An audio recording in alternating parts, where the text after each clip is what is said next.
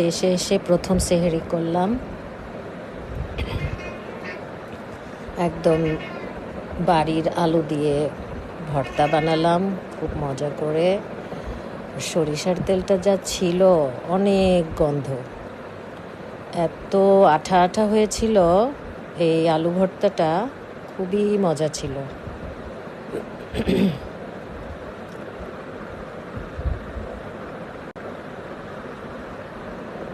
এই যে সরিষার তেলটা, এটা নিও ফার্ম ফ্রেশের তেল। তো এটা আমি অনলাইন থেকে নিয়েছিলাম, খুবই ভালো ছিল তেলটা।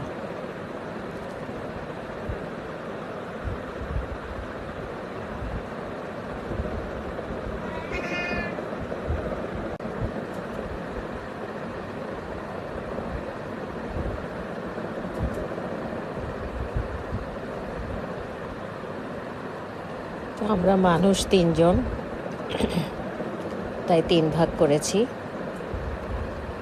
বাট অনেক বেশি দেখা যাচ্ছে, কিন্তু খাওয়ার পরেও মনে হয়েছিল যে আরও খাই।